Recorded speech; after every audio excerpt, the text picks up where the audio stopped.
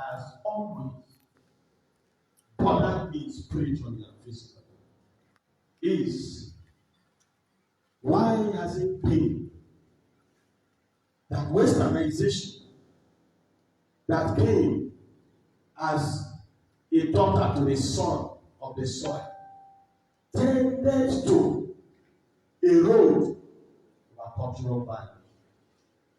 Why has our traditional rulers shortchanged our rich cultural values for a religion we accepted for the sake of salvation? I keep telling people that Christianity as a religion and tradition are the same. They go in pari passu. The God the Father, the God the Son, and the God the Holy Spirit. It's the same thing with big tradition. He said, for God so loved the world that he gave. Service and sacrifice are the same thing. And if you go through the history of the ancient kingdom of David, there's always been service and sacrifice. He said, for the Lord given, that the earth is his. That's why the Bible says, the earth is the Lord, and the fullness thereof. The earth is the tradition. The custom of the people is the earth. It's out of the dust of the earth he made man. Out of the tradition of the people he made humanity. So my question has always been that why have our mental state been so colonized that we no longer pledge credence to our rule? The Iroko tree, as tall as it is more rooted in depth than the height you see. And that is why when great sons of our people die, is an Iroko tree has fallen.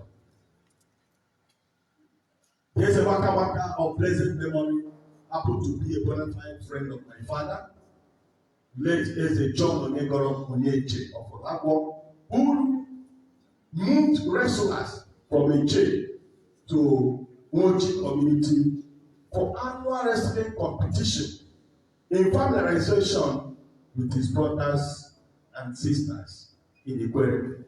But when my father died in 1999, nobody could continue with that culture. And when our people do our Ebuchi festival, the Ikwere people come with wrestlers to Eche. And after wrestling, we give them 2 parts of yam and kegs of palm wine with palm oil. And the return back to Ikwere land in merriment and in celebration for having visited their people. But all this familiarization and synchronization tended to die when the passion for brotherhood was destroyed by political interest in the traditional institution. So in narrowing my question, I want to oblige the greatest of the greatest kings in the history of the world, the honor of being a shared expression, to arise in his glorious throne and raise a sound warning ultimatum to all extractions of the great ancient kingdom of Benin. Never to in life shall change our heritage and our rich cultural origin, irrespective of any political affiliation or religious affiliation. Thank you on this note, and God bless you.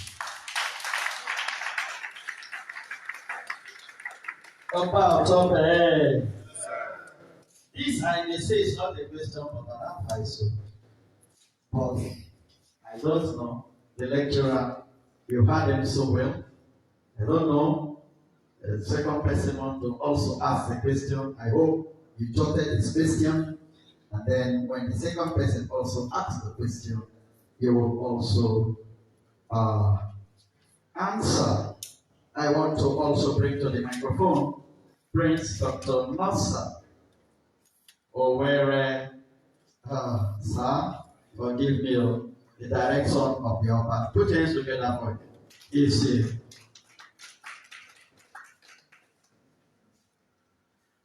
Very distinguished ladies and gentlemen, Your Majesty. Let me quickly correct my own brother. It's rather unfortunate that the language is dynamic. My name is Prince Dr. I went to be a son, a direct descendant of our son, of the greatest Benin kingdom.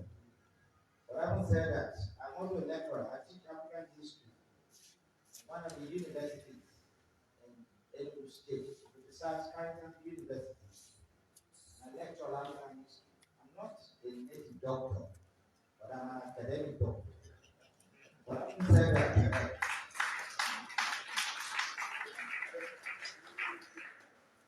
having said that, we found the native doctor almost interwoven, like the rule of art and such.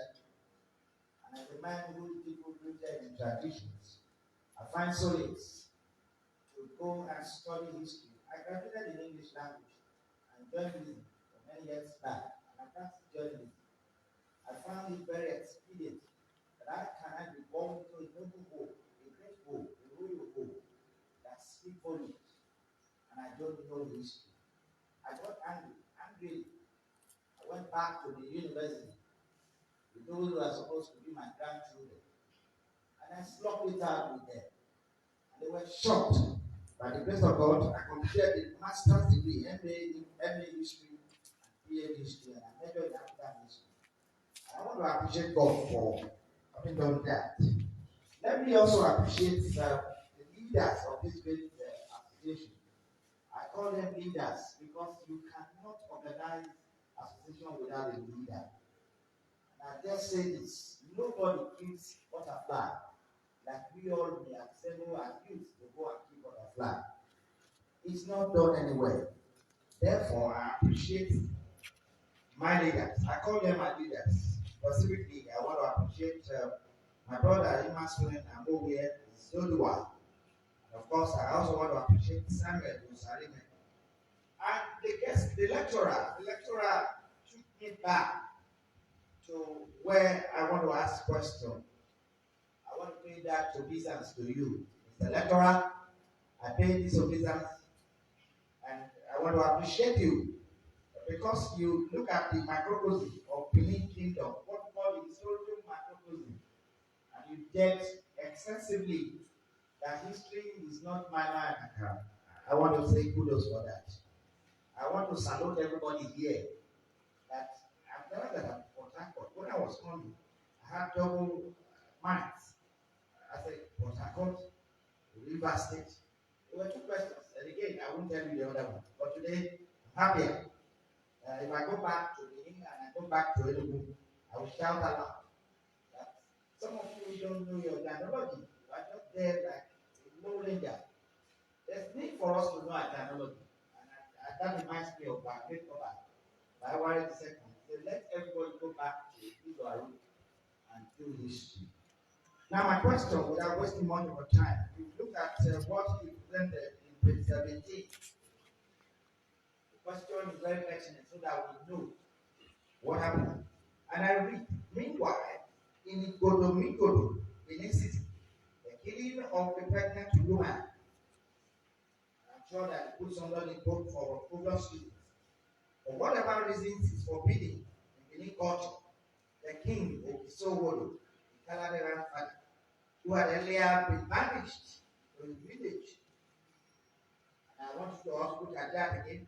And finally sentenced to death, which sentence was carried out and examined the Owa River.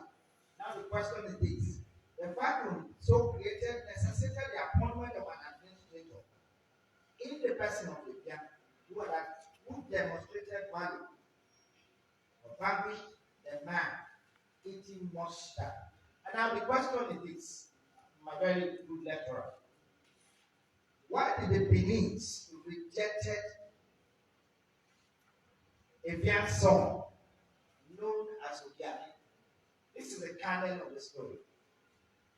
I want you to throw light on that so that you can go home with something. And on that note, I don't want to bore anybody with too much historical words. But I'm your son, and I remain your son, and from time to time I'll visit everybody. God bless you. Yes, sir. Okay. That is the two questions I have there. Mr. Lecturer, you will answer these two questions first. Then I'll take two more. Then I'll take goodwill messages so that we will go. So, lecturer, answer these two first. Then I'll take two more. Thank you.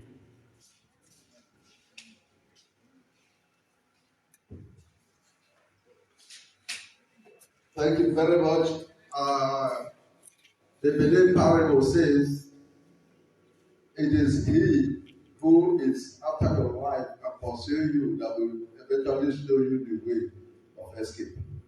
I quite appreciate your Royal Highness Ambassador Eze Ikemba. I am very impressed with your in-depth knowledge of historical antecedents, and especially your participation, your active participation in the United Nations activities. That is a historical way of documenting our little efforts, which I am very, very happy to have met you in that line of activity. Congratulations, sir.